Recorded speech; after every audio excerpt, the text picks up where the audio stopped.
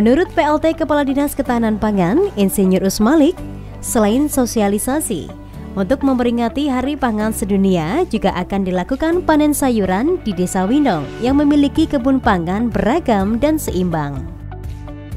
Pada intinya bahwa serangkaian pada siang hari ini tak lepas dari peringatan puncak peringatan Hari Pangan Sedunia, di mana hari ini di pusat juga dilaksanakan panen raya sayur juga dan diikuti oleh seluruh bupati dan wali kota seluruh Indonesia melalui meeting show. Jadi kita khususnya pada ibu-ibu PKK hari ini memang mengawali kegiatan peringatan puncak peringatan Hari Pangan Sedunia itu melaksanakan sosialisasi kader B2SA yang ada di Desa Winong itu. Selanjutnya itu diteruskan pada panen sayur ini. Panen sayur di kelompok Roroberi sama Winongasi. Dalam sosialisasi B2SA ini dihadirkan narasumber dari Dinas Kesehatan Kabupaten Tulungagung dan ahli gizi RSUD Dr. Iskak Tulungagung. Ketua Tim Penggerak PKK Kabupaten Tulungagung, Siyuk Marioto Birowo, mengapresiasi hasil kolaborasi dengan pihak-pihak terkait yang bertujuan untuk membentuk kader B2SA di tingkat desa. Terima kasih kepada Bapak Dinas yang terkait, diantaranya yaitu Bapak dari Kepala Dinas Ketahanan Pangan Kabupaten Tulungagung yang bekerja sama dengan Bapak Camat, juga Bapak Kepala Desa, yang mana kaitannya dengan B2SA itu tadi sudah bisa dilaksanakan berbuat di Balai Desa.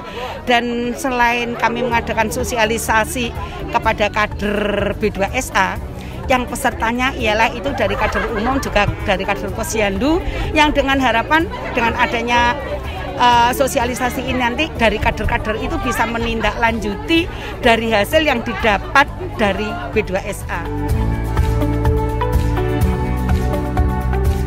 Sosialisasi B2SA juga sangat penting bagi ibu rumah tangga yang setiap hari bisa mengontrol bahan pangan apa yang akan diberikan kepada keluarga, khususnya anak-anak, sehingga kesehatan dan kebutuhan pangan pada anak dapat tercukupi maksimal. Pangan itu memang punya peranan penting, ya, sangat strategis untuk diupayakan. Pertama, pangan adalah merupakan kebutuhan yang sangat mendasar, hak yang paling asasi untuk setiap individu yang harus diusahakan secara terus-menerus, tidak boleh berhenti. Ya, intinya itulah. Dalam hal kaitannya dengan pangan, itu sendiri masih banyak yang kita temui permasalahan atau isu-isu yang berkembang di masyarakat. Salah satunya yang berkaitan dengan B2SA adalah masih ditemui adanya stunting.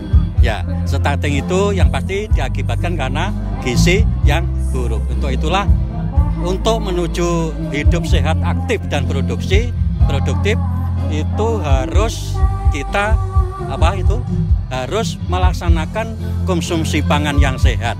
Konsumsi pangan yang sehat itu diistilahkan B2SA tadi. Nah, untuk istilahnya itu antisipasi terjadinya masalah atau terjadinya stunting itu pengetahuan tentang beragam, bergizi seimbang dan aman itu harus disosialisasikan. Apalagi terkait dengan pandemik yang mungkin masih mulai berturun, ya, ini tentunya harus terkait dengan kesehatan imun harus terjaga. Nah, imun terjaga khususnya harus adanya pemenuhan gizi. Jadi untuk pengetahuan katanya dengan B2SA itu terus terang harus memang perlu disosialisasikan terhadap masyarakat. Dulu yang namanya dikatakan makanan sehat itu, kalau kami kebetulan berada di tempat posyandu, ialah makanan yang 4 sehat 5 sempurna. Namun dengan demikian, dengan berkembangnya ilmu, sekarang 4 sehat 5 sempurna itu diganti dengan B2SA, yaitu beragam, bergizi, seimbang dan aman. Dalam artian beragam itu ya bermacam-macam ya.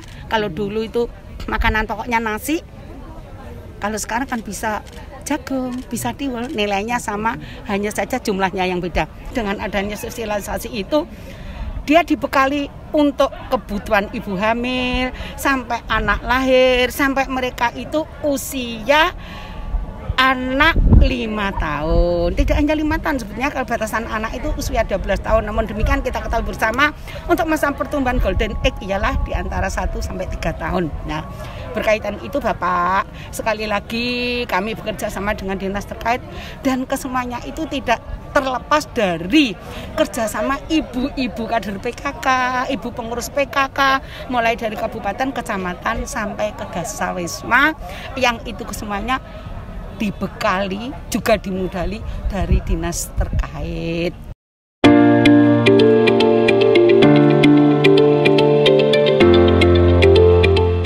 Rampung dengan sosialisasi, PLT Kepala Dinas Ketahanan Pangan dan Ketua Tim Penggerak PKK beserta rombongan menuju lokasi untuk melakukan panen sayur mayur di 2 titik lokasi, yakni di kelompok wanita tani Winong Asri dan kelompok Roro Berry, yang mana sebagai percontohan inovasi budidaya sayur mayur di Tulung Agung.